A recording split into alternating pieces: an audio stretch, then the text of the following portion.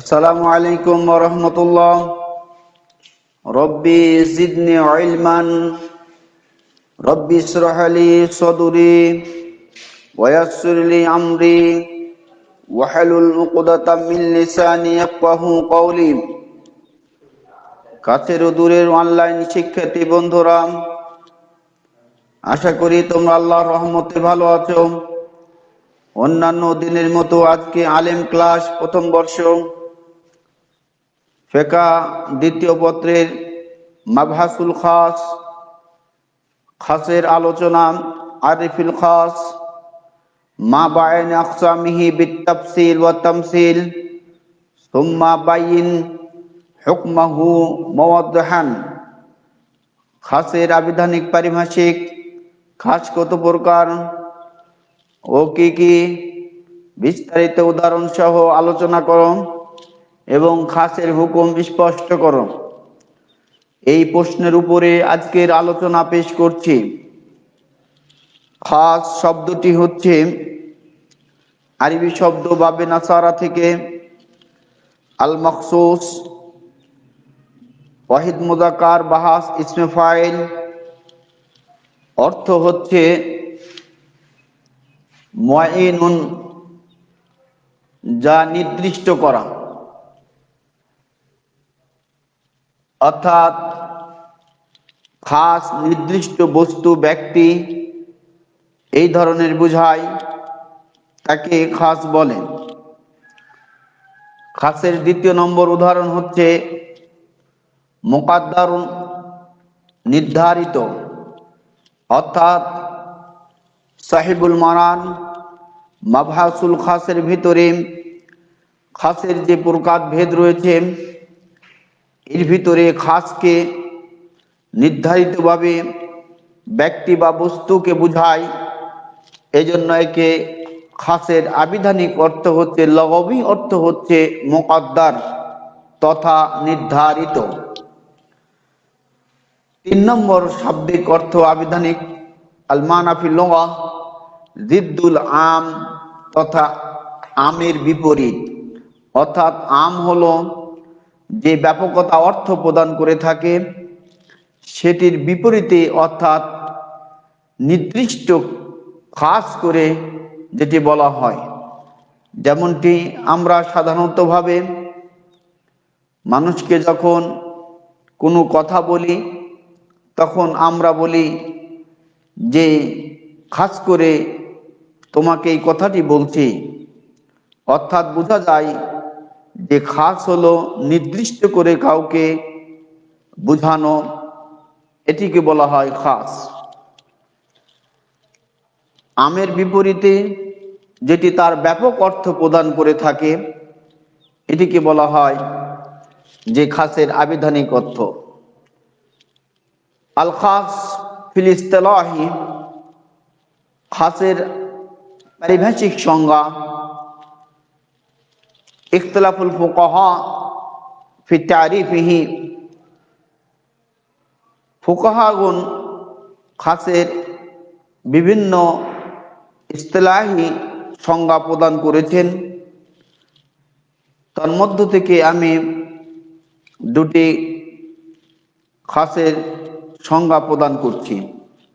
ক্বালা সাহিবুল মানার আল খাস কুল্লু লাফজিন উদিয়া লিমানা মালুমিন আলাল ইনফিরাদ।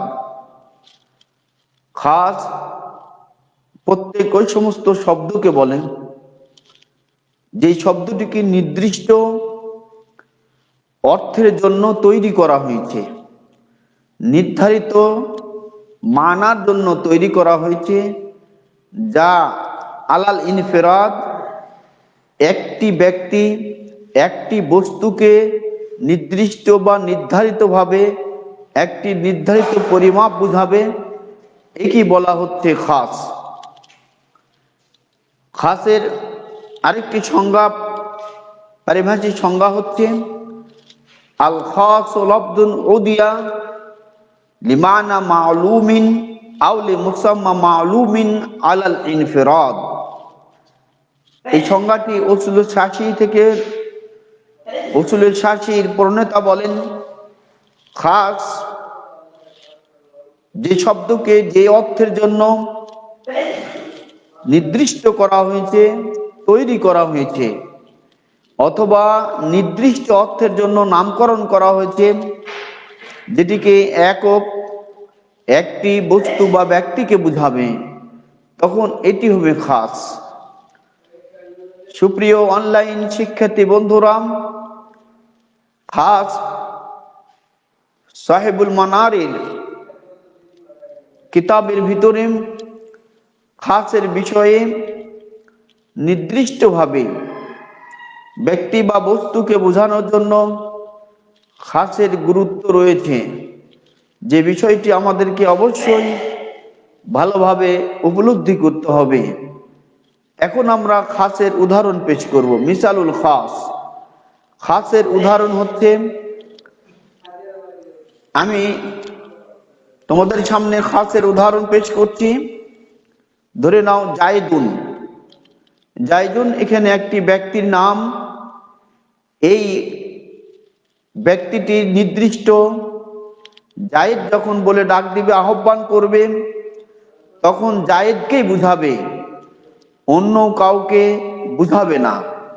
যদি বলা হয় বাকরুন বা উমারুন, এরকম নির্দিষ্ট নাম যখন বুঝাবে, যার নাম বকর রাখা হয়েছে, যার নাম ওমর রাখা হয়েছে, যার নাম জায়েদ রাখা হয়েছে, তাকেই বুঝাবে, অন্য কাউকে আর বুঝাবে না।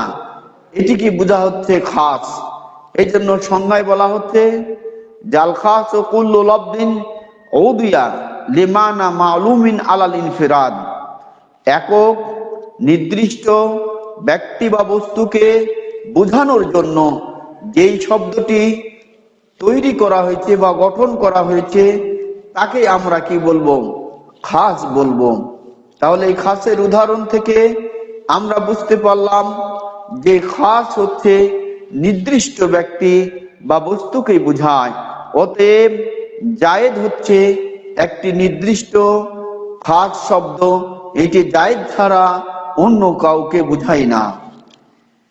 এরপরে দ্বিতীয় একটি উদাহরণ দিলে, ইনসান। ইনসান বলতে আমরা যখন বুঝবো যে এটি মানুষকে বোঝায়, অর্থাৎ মানুষ একটি জাতি, মানুষ হচ্ছে জাবিল উকুল, তা হচ্ছে বোধগম্য সম্পন্ন একটি জাতি, যাদের বিবেক বুদ্ধি আছে, যারা চলাফেরা করতে পারে, যারা খাওয়া দাওয়া করতে পারে, যারা কথা বলতে পারে, যারা ভালো মন্দ বাছাই করতে পারে, যারা দিন রাত পার্থক্য করতে পারে, গরম এবং ঠান্ডা বুঝতে পারে, এই জাতির নাম হচ্ছে মানুষ। যে মানুষের তাদের বোধ শক্তি রয়েছে, যারা মানুষের জাতিকে বোঝায়। মানুষ তার জীবন যাপনের জন্য ঘর বাড়ি নির্মাণ, কলকারখানা তৈরি করা, এগুলি মানুষের কাজ। অতএব মানুষ জাতিকেই নির্দিষ্ট করে বুঝাবে যে এটি হলো খাসের অংশ। দ্বিতীয় উদাহরণ আমরা দিতে পারি, এটি হচ্ছে মানুষের ভিতরে আমরা যদি বলে থাকি ইমরাতুন, অর্থাৎ ইমরাতুন অর্থ হলো মহিলা বা মেয়ে, অর্থাৎ মেয়ে জাতি বা মহিলা জাতিকে বুঝায়। অন্যথায় এই মহিলা অন্য কাউকে বুঝাবে না। যাদেরকে নারী হিসাবে ঘোষণা করা হয়েছে, যাদের নারীত্ব দিয়ে, নারী আলামত চিহ্ন দিয়ে আল্লাহ তাবারক ওয়া তাআলা পৃথিবীতে তাদেরকে পাঠিয়েছেন, এই সমস্ত জাতিকেই নারী বলাবে, নারী বুঝাবে। এরকম ভাবে ইমরাতুন দ্বারা এটি খাস বোঝানো হয়েছে। তাহলে জায়েদ, ইনসান, ইমরাতুন এগুলি হচ্ছে খাসের উদাহরণ। এই খাস থেকে আমরা বুঝতে পারবো যে নির্দিষ্ট ব্যক্তি বা বস্তুকেই বুঝাবে, এটি হচ্ছে খাস। আমরা খাসের প্রকার সম্পর্কে জানবো। প্রিয় অনলাইন শিক্ষার্থী বন্ধুরা, আল খাস আকসামুল খাস সালাসাতুন, খাসের প্রকার হচ্ছে তিন প্রকার, অর্থাৎ খাস হচ্ছে তিন প্রকার।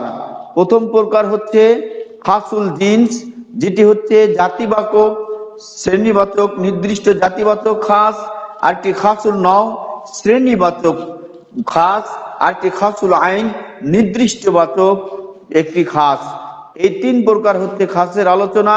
অনলাইন শিক্ষার্থী বন্ধুরা, আমরা আজকে এই পর্যন্তই আমরা আজকে আলোচনা শুনলাম। তোমাদের প্রয়োজনীয় গুরুত্বপূর্ণ অংশগুলি তোমরা খাতায় লিখে নিবে এবং আগামী দিনের খাসের প্রকারভেদের বিস্তারিত আলোচনা এবং হুকুমের আলোচনা আগামী দিনে প্রদান করা হবে ইনশাআল্লাহ। ওমা তৌফিক ইল্লা বিল্লাহ। তোমরা ভালো থাকো, সুস্থ থাকো, মাদককে না বলুন। আসসালামু আলাইকুম ওয়া রাহমাতুল্লাহ।